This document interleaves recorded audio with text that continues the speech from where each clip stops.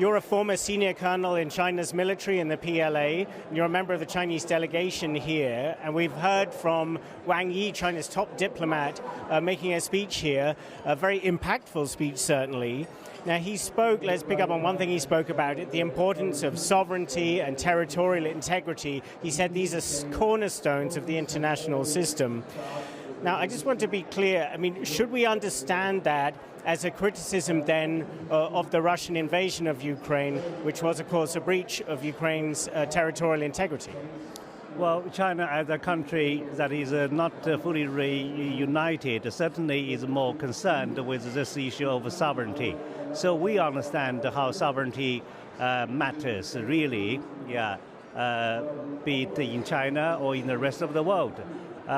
Talking about this war, I'm sure Mr. Wang Yi is referring to the war in Ukraine, and clearly I believe this is a violation of sovereignty of one country by one country of another. Yeah, this is clear.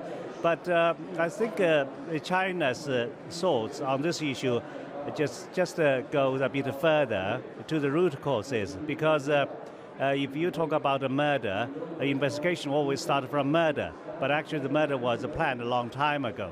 So because we have some sympathies with Russia in knowing that the fundamental reason for Russia to take this kind of military action is because of NATO expansion. And actually Russian leaders have been talking about this ever since the Soviet time, from Mikhail Gorbachev to Boris Yeltsin to President Putin. And what makes President Putin different from his predecessor? He not only gave warning, but he also carried it into action. So then we have this question: why would he do this?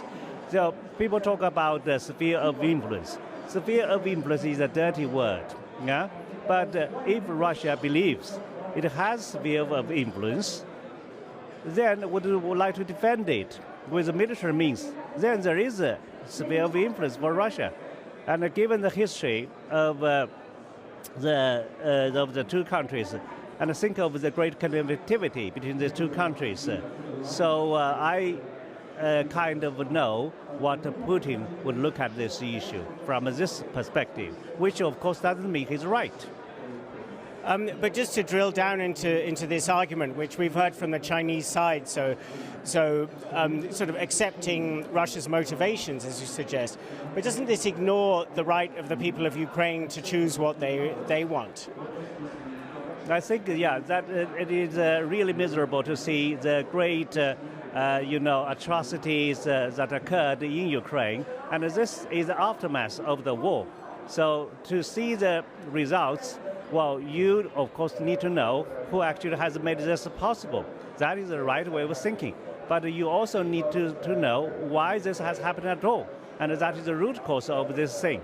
Yeah, we just simply look at these things in front of us without, thinking about how it actually has happened. And without knowing how it has happened, you don't know how to resolve this eventually. But it is interesting to see, so China has been very openly critical of what it seems to sees as, Western, what you described, NATO expansion into Eastern Europe. But it has not been critical of Russia for the invasion.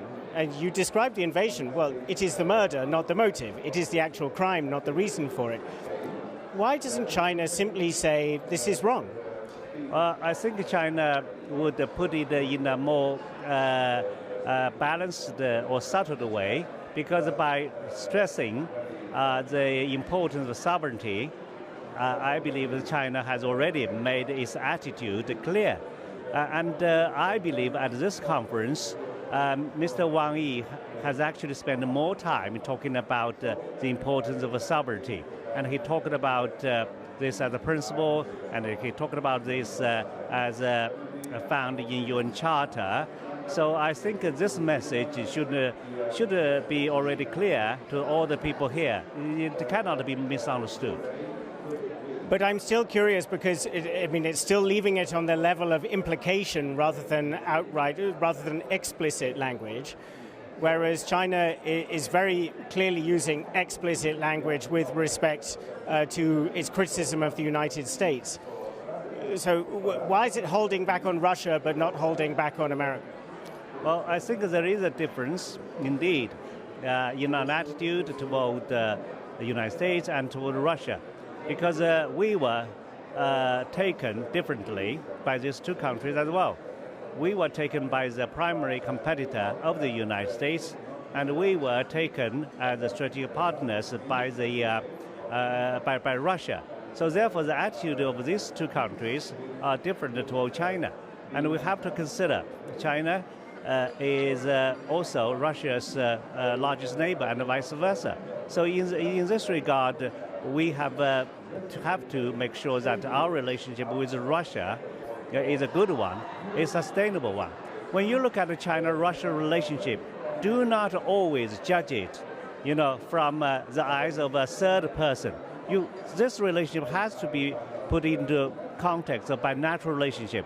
But if you look at this from the bilateral relationship, then you would understand, we really need to develop this relationship with Russia because we're not just a neighbor, because both of us have all what we need from each other. But so this kind of a good relationship should be a good and a normal state-to-state relationship. Yeah, it should not be put on the test by other countries on something that China has nothing to do.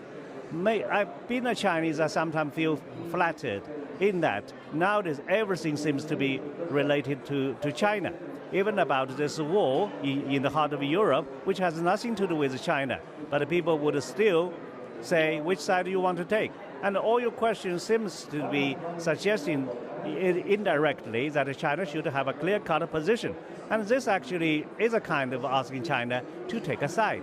And then we have this question whether China would be a serious mediator. This is what I learned at this conference. Could China just, persuade Russia, making use of influence about, what Russia should not do, so on and so forth. And then it even give people some imagination as to how a similar conflict might occur in Taiwan Strait. Yeah, so all these things, what I mentioned is, because this war has nothing to do with China, but still it invites so many people's imagination or discussion about the role of China. In one aspect, this is good. This shows that China is really powerful, China is really important, and China also wants to play this role in a responsible manner. But as a Chinese, I believe I share the same feeling that this war is not in China's interest. If it can stop, immediately, we would be most happy. But we know it won't stop. Probably not at all this year. And so how long this war will last, nobody knows. But I don't believe right now we are seeing, de-escalation of the situation. We're actually seeing escalation of the situation. Because from all what I heard at the Munich Security Conference, the West is adamantly, supportive of Ukraine, and they have expressed that they would support Ukraine by all means. So, but on the other hand, Russia could not be defeated. So people talk about defeating Russia, but in what context? Russia will still remain a large country with the largest nuclear arsenal. So I see the stalemate. Putin will not win the war, but he can hardly lose the war. So what would happen? Then it is a miserable situation. Do you think Putin might use nuclear weapons?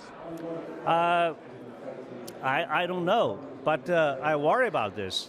So that is why I'm the first Chinese who talk he should not use nuclear weapon.